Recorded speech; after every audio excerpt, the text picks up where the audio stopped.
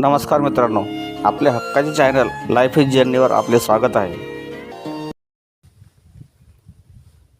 नमस्कार मित्रांनो, मी आपला मित्र निवृत्ती पाचपोर. मित्रांनो, आज मी आपल्यासाठी एक अशी कविता घेऊन आलो आहे जी आजच्या काळाची गरज आहे आणि जी खूप संवेदनशील कविता आहे. कवितेचं शीर्षक आहे, आई तू मला मारू नको. म्हणजेच ज्या मुलींचा जन्म होण्याआधीच त्यांना गर्भाशयातच मारलं जाते, अशा मुलींचं तिच्या आईला काय म्हणणं आहे, ती मुलगी तिच्या आईला काय म्हणते, ते मी या कवितेत मांडलेलं आहे. आणि आजकाल जे भ्रूणहत्या होते त्याच्यामध्ये सर्वस्वी आईवडील आणि परिवार हाच नेहमी जबाबदार असतो. आणि याच्यामागचं खरं कारण म्हणजे त्यांना असलेली म्हणजे ते मुलाची लालसा. मुलगा म्हणजे वंशाचा दिवा, वारस, आणि मुलगी मुलासारखं वागू शकत नाही किंवा वारस बनू शकत नाही. ही जे काही विचार आहेत, या विचारांमुळेच आणि या अंधश्रद्धेमुळेच मुलींचे गर्भाशयातच हत्या केली जाते, त्यांना संपवलं जाते आणि मुलगा असेल तरच जन्माला घातलं जाते. पण आज वास्तविकता अशी आहे की मुली ह्या मुलांपेक्षा कुठंच कमी नाहीत.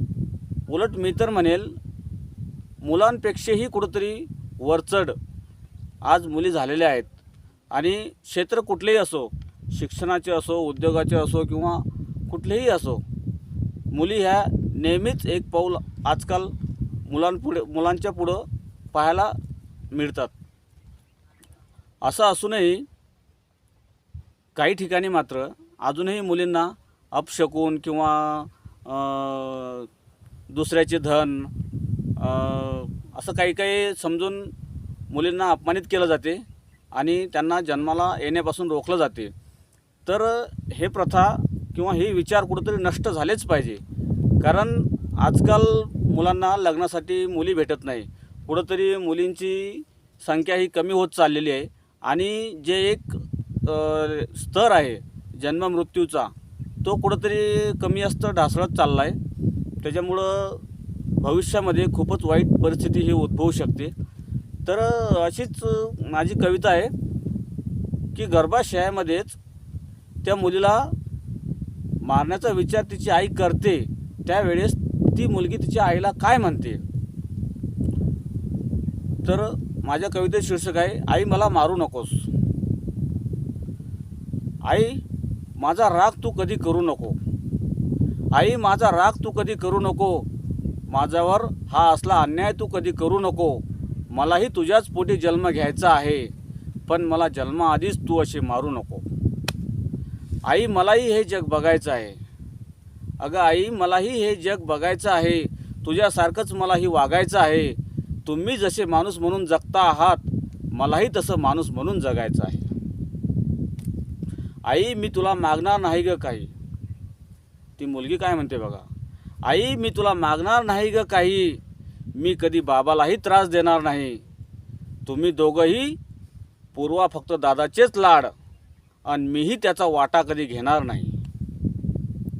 आई तू म्हणते मुलगी म्हणजे दुसऱ्याचे धन. अगं आई तू म्हणते मुलगी म्हणजे दुसऱ्याचे धन. असं म्हणून तुटत नाही का गं तुझं मन. आई मी होणार नाही ग तुझ्यावर ओझं. कष्ट करेन मी तो आयुष्याचा प्रत्येक क्षण. आई तू मला नाही शिकवलं तरी चालेल. अगं आई तू मला नाही शिकवलं तरी चालेल. कपडेही मी दादाचे फाटकेच घालेन. तू दिली मला जरी कसलीही वागणूक, तरीही मी फक्त तुलाच आई म्हणेल. आई तू आता जगाचा विचार करू नको. अगं आई तू आता जगाचा विचार करू नको. तुझ्या मायेचा पाना तू आता चोरू नको. येऊ दे गं मला तुझ्याच पोटी जन्माला, पण तू मला जन्माआधीच असं मारू नको. आई भ्रूणहत्या हे एक पाप आहे. अगं आई भ्रूण हत्या हे एक पाप आहे. हे पाप आई तू कधी करू नको. तुलाही एका आईनेच हा जन्म दिला, मग मलाही तू असं जन्माआधीच मारू नको. मलाही असं जन्माआधी आई तू मारू नको. आई तू माझा राग कधी करू नको. अगं आई माझा राग तू कधी करू नको. माझ्यावर असा अन्याय तू करू नको. मलाही तुझ्याच पुढे जन्म घ्यायचा आहे, पण जन्माआधीच तू मला असं मारू नको. जन्माआधीच तू मला असं मारू नको. धन्यवाद मित्रांनो. मित्रांनो, ही कविता सादर करताना नक्कीच माझ्या हृदयामध्ये कुठंतरी मला दुखावल्यासारखं असं जाणीव झाली आणि माझा डोळ्याचा पानाही ओला करून गेलेला आहे. कारण कविताच अशी आहे की प्रत्येकाच्याच काळजाला भिडेल. आणि ही कविता आपण सर्वदूर शेअर नक्कीच करावी. कारण आज समाजामध्ये जे मुलींच्या बाबतीत घडतं आहे तसं व्हायला नको, किंवा ते विचार बदलायला एक आपल्याकडून थोडी जरी मदत होईल, किंवा असे विचार बदलण्यासाठी आपला एक खारीचा वाटा म्हणून ही कविता लोकांपर्यंत पोहोचणं अगदी गरजेचं आहे. त्यासाठी